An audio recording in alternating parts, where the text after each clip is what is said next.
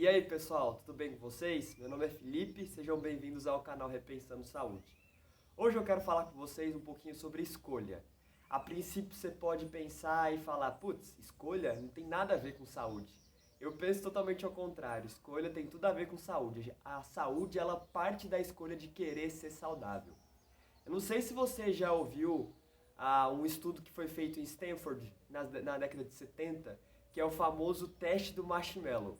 O que eles fizeram nesse estudo? Eles pegaram um grupo de crianças e para cada uma dessas crianças eles deram um marshmallow e disseram o seguinte: se elas, pelos próximos 10 minutos, não comessem o marshmallow, depois que esse tempo terminasse, elas receberiam um segundo marshmallow. As crianças pegaram o marshmallow, elas cheiravam, lambiam, encostavam o nariz, enfim, faziam de tudo que uma criança diante de um marshmallow faria. No final do tempo, apenas um terço delas conseguiu cumprir o combinado e, consequentemente, receber o segundo marshmallow. Você pode olhar esse experimento e falar, nossa, mas que coisa boba. Eu, se recebesse esse marshmallow, com certeza conseguiria cumprir com o combinado.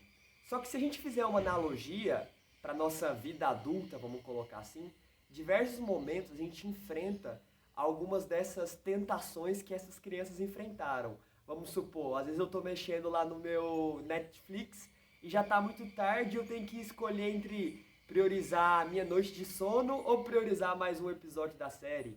Ou então eu tô meio que desanimado e deito no sofá em vez de fazer alguma atividade física. Vamos colocar alguns exemplos simples.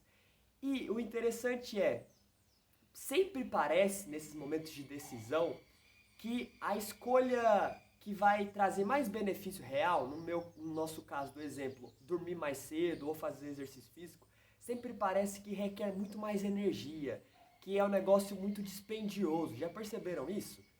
E isso não é uma coisa que só parece. Tem uma pesquisa bastante legal do Roy Baumeister, eu vou deixar todas as pesquisas aqui na descrição do vídeo. Essa pesquisa ele fez o seguinte, ele pegou 67 indivíduos e dividiu em 3 grupos.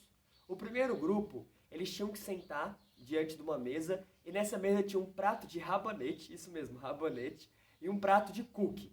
E esse primeiro grupo tinha que escolher o rabanete. O segundo grupo tinha que sentar na mesma mesa e diante do prato de rabanete e do prato de cookie, ele escolhia o cookie. E o terceiro grupo, que era o grupo controle, só sentou na mesa e não comeu nada. O que aconteceu? Depois do primeiro grupo ter comido o rabanete, o segundo grupo ter comido o cookie e o terceiro não ter comido nada, eles foram levados para uma sala que tinha um quebra-cabeça. Só que detalhe, esse quebra-cabeça, ele foi propositalmente projetado para ser impossível. Então era uma atividade estressante.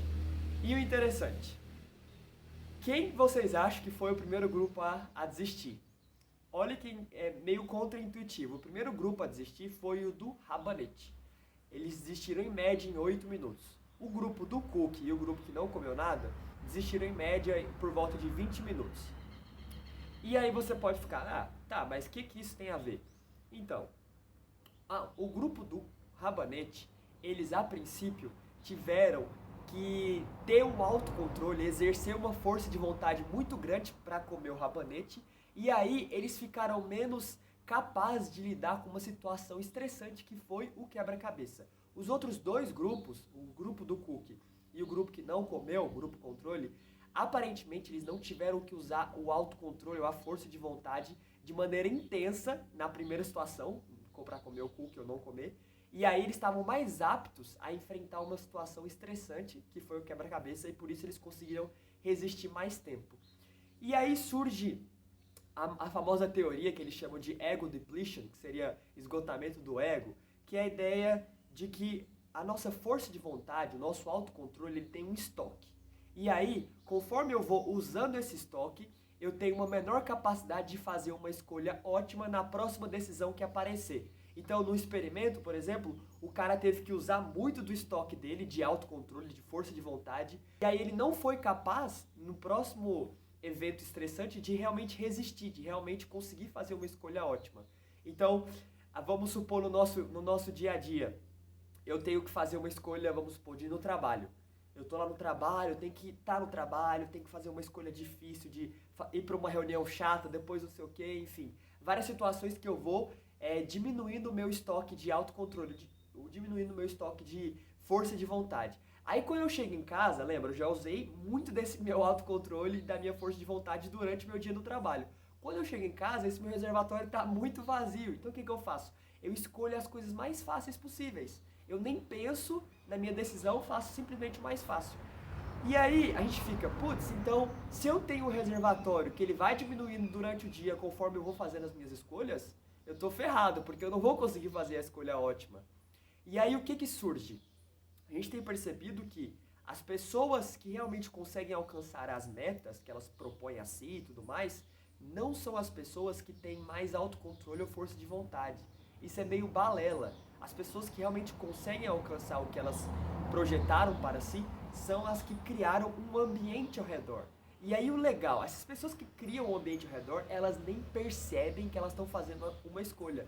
Por quê? Porque só existe uma opção, vamos colocar assim. Então a pessoa, vamos supor, ela tem que fazer exercício físico.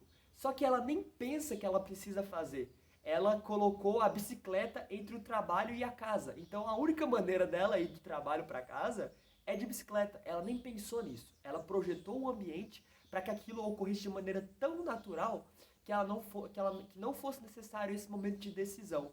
E aí, um outro exemplo bobo que às vezes a gente pensa, eu vi um pesquisador comentando disso, é de uma pessoa que é viciada em sorvete. Se a pessoa comprar o sorvete e deixar na geladeira, pode ser que no primeiro dia ela até seja capaz de realmente resistir à tentação. Mas aí, no segundo dia, vamos supor, fez muita força, autocontrole e conseguiu. No terceiro dia, ela não vai conseguir. Então, o ideal mesmo era esconder o sorvete e o melhor ainda era nem comprar o sorvete. Porque aí o ambiente dela seria projetado de uma maneira que ela não cederia à tentação, porque a tentação nem existiria. E aí você até pode me perguntar, putz, Felipe, faz muito sentido, faz sentido. Mas e aquele experimento do marshmallow que você falou lá no começo, das crianças e tudo mais? Essas crianças que conseguiram resistir, elas não tiveram autocontrole, força de vontade? Então, eles perceberam que um terço das crianças que conseguiram resistir, o que elas faziam? Elas, as que conseguiram resistir, ou olhavam para o além, ou fechavam os olhos, ou então cantarolavam para si. Por quê? Porque elas queriam distrair a própria mente para não lembrar do marshmallow. Porque se elas lembrassem, elas realmente não conseguiriam resistir à tentação. Então elas realmente criaram um ambiente, meio que hackearam o cérebro dela para esquecer literalmente do marshmallow. E eu queria trazer isso pra gente hoje, porque às vezes as pessoas entendem que produzir saúde é algo muito difícil, tem que ter muito autocontrole, muita força de vontade, mas é totalmente o contrário. A ideia é, crie um ambiente que vai tornar a produção de saúde algo natural, algo realmente que não requer esforço, ele simplesmente acontece. Então, quero deixar claro para vocês que o ideal é realmente criar um ambiente que seja fácil produzir saúde. Espero que tenha sido bastante útil essa dica.